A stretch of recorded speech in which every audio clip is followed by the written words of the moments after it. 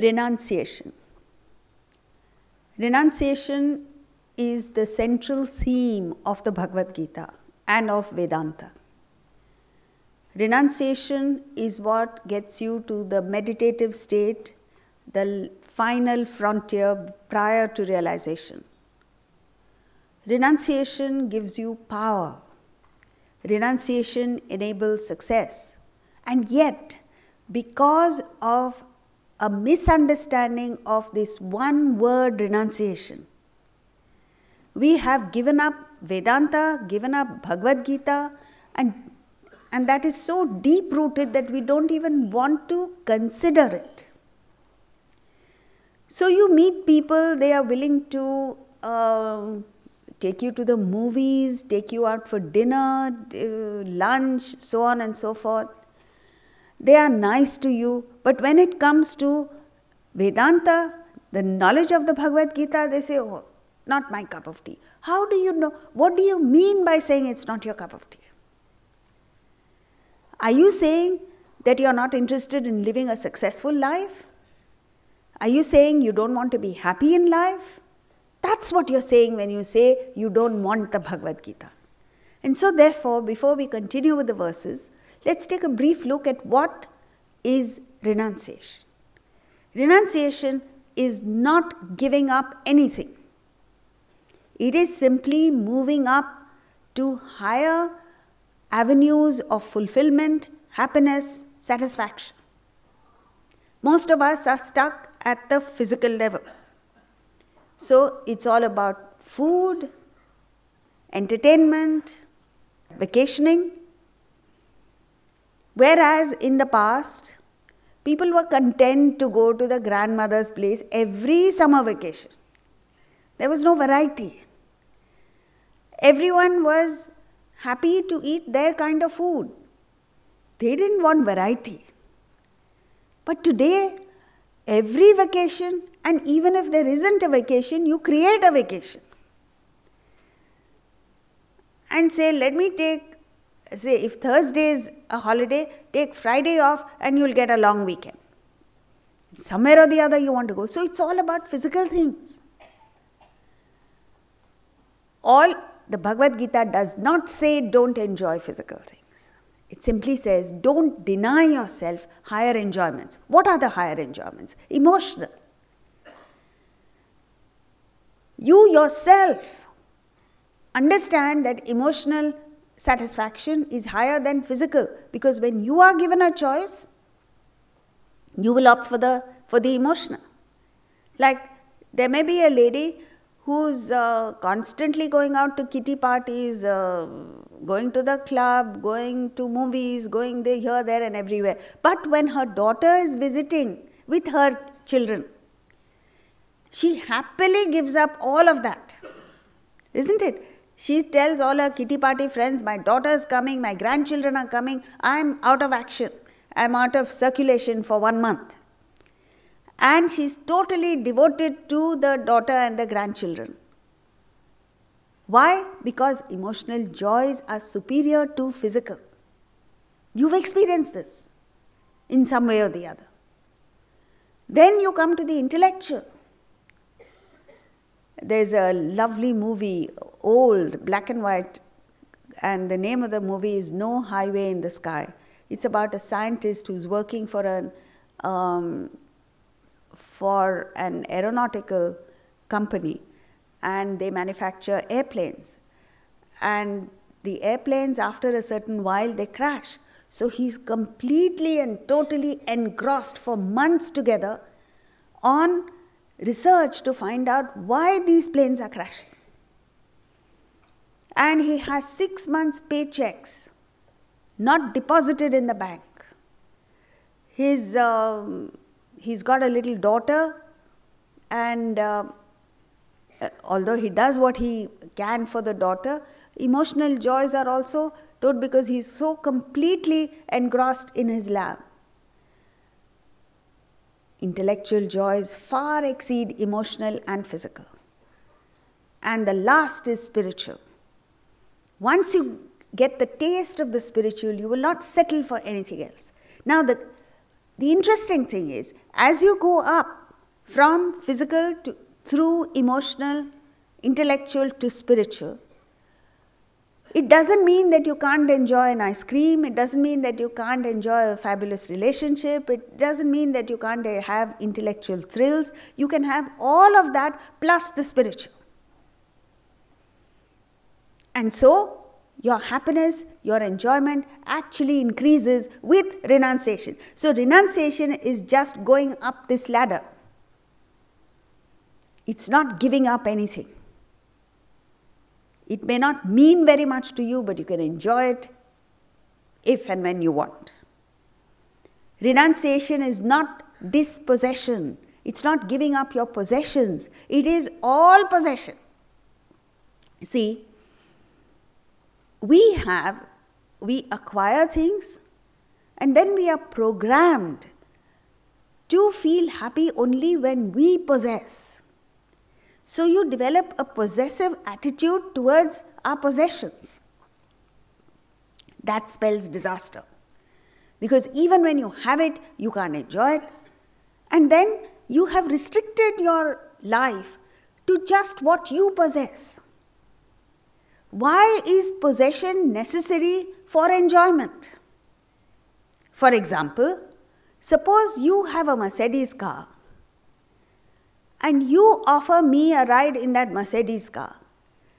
The car doesn't belong to me, but I can still enjoy it, isn't it? If I don't have this possessive attitude.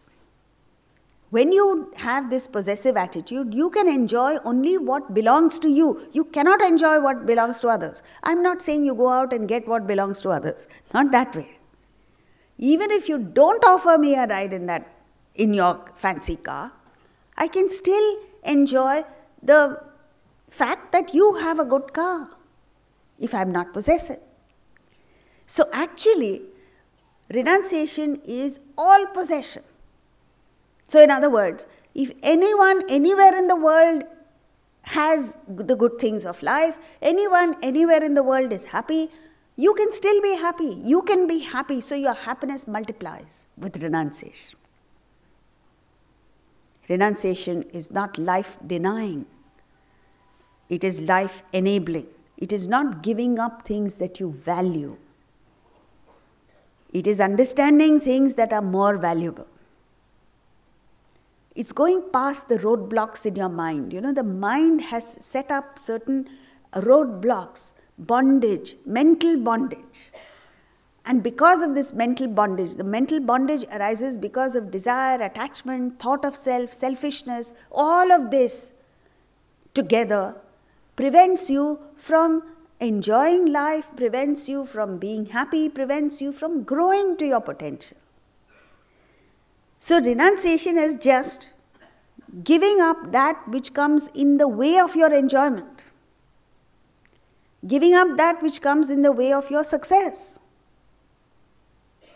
And then you enjoy thoroughly. All these roadblocks are removed and you have a wonderful ride through life.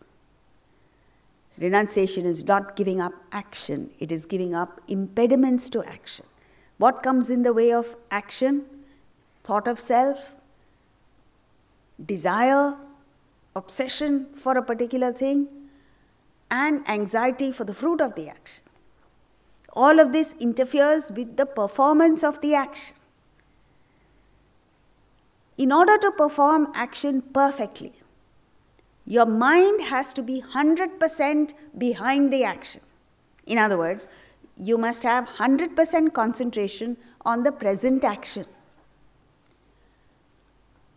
If your mind goes to the past, worry over the past, if it slips to the future, anxiety for the future, to that extent the mind is not concentrating on the present and therefore you cannot be successful. The action suffers and to that extent you are not successful. This is stark in sport. When a batsman is on 99 and is playing for his 100th run, What happens? Whereas so far he's been playing brilliantly. Now at 99, his mind slips to the past. How many times I missed the century? It slips to the future. I must get it. And then a simple shot. He makes a mistake. He gets out. Therefore, even in statistics, they talk about how many batsmen are able to convert 90 into 100. That spells success. Same thing in tennis. A tennis player plays brilliantly. When it comes to a tie break, falters. Why? The mind slips to the past, dead past, unborn future. And therefore, you are unable to focus on the present. So this is giving up impediments to action and focusing on action. There are three kinds of actions that you can perform. One is recollective. You think back to those times, those rare times when you came up with magnificent action, and you try and replicate that. You try and come up with the same thing. But it's not possible because you don't have the same inspiration. Then comes recreative. You have performed brilliantly in the past and want to recreate that magic in the present. Again, you're not able to. The best action is creative action. Every moment you are in the present. Every moment you look at the present activity anew, as if it were the first time that you were performing that action. You think afresh. And that is creative action. So, you are excited about it because you don't look at it as a routine, monotonous activity that you've been doing in the past and it continues. You look at it afresh. And so you are excited about it. You think afresh. Your intellect starts thinking from the beginning. And you come up with new ideas. And sometimes you wonder, said, I've done the same thing so many times in the past. How come I didn't think of it? You didn't think of it because you are not creative at that moment, at the present moment. Renunciation is thought on the higher while you're transacting with the world. So, higher means the transcendental, the divine aspect of life, the divine aspect of yourself. And then it doesn't matter where you are or what you're doing. What matters is, where is your mind? So, when you're on the spiritual path or even in the world, you should observe where your mind is. What are the thoughts that are going on in the mind? That matters, not what you're doing, because action follows automatically. Is your mind inspired? Is your mind dull? Is your mind highly motivated by higher thoughts? Or is your mind going downhill?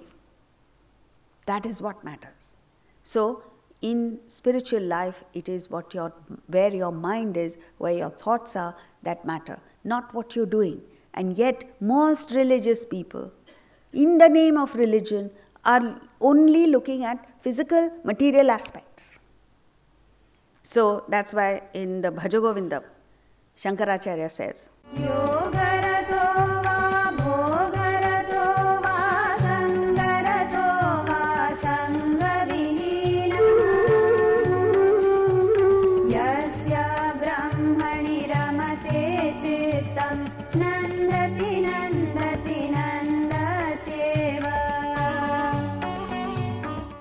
whether you're devoted to yoga, spiritual practice, or you're delighting in bhoga, enjoyment, whether you're fond of company, whether you are in company or in solitude, only the one whose mind rejoices in Brahman is happy, revels, exults. So where is your mind is the question. If your mind is on the higher, then you are in a state of renunciation. Doesn't matter what you're doing. Therefore, in our scriptures, they present the example of King Janaka, who was a king. He was in the lap of luxury and opulence. He enjoyed everything that the world had to offer, yet he was a man of renunciation. In fact, he was a man of realization. And at the other end of the spectrum was Sudama, a complete total pauper. He was also a man of renunciation, man of realization.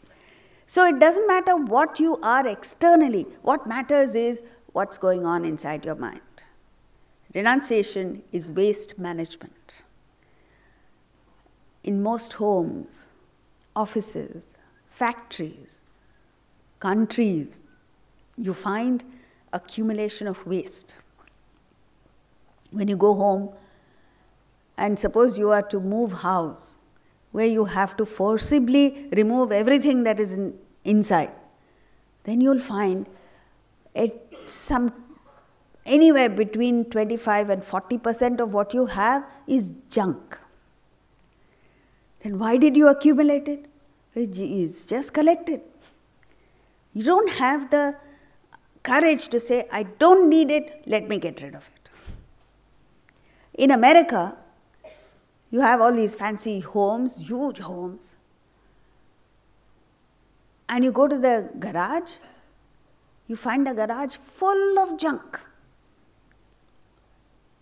All the contents of the garage put together, their value must be not more than $40. And the very expensive car that is worth about $80,000, $100,000 is parked outside. So what is the message here? Our person, more so in the mind, we collect garbage in the mind. We collect junk in the mind. And what is this junk of the mind? Prejudices, grudges, negative thoughts, baggage, residue of the past, which is of no use to you or to anybody else. But because of all this put together, you can't think straight. You can't look at life afresh. You can't enjoy what you have at the moment because of the residue, the baggage of the past.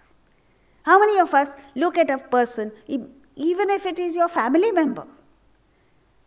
Do we have the capacity to look afresh at a person without the baggage of past prejudices? The moment you look at your family member, you say, oh, he always comes late. Or she's always disorganized. He's lazy. So because of all this baggage, you're not able to enjoy a relationship even. Because all of this comes and interferes with it. Renunciation is giving up the baggage so that you may enjoy what life presents to you at the present moment. When you renounce, when you get to the state of renunciation, mind you, is not a practice. You can't practice renunciation. You practice karma yoga, bhakti yoga and jnana yoga, as a result of which you get to the state of renunciation.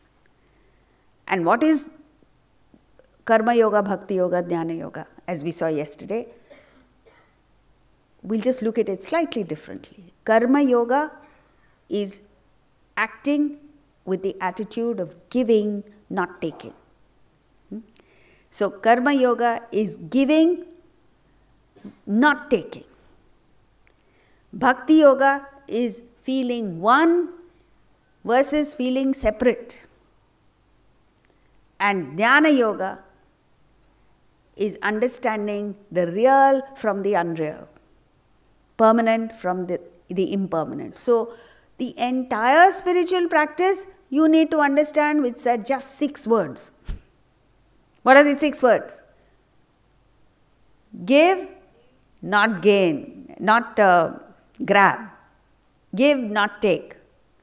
Then oneness, not separateness. And permanent, not impermanent. 6 words you can remember? Yes? Yeah, that's it. Then you become spiritual. But the catch is you got to live it, not just say it. But at least say it first. When you act, think of giving only, not taking. In your relationships, when you're relating to people, feel one, not separate.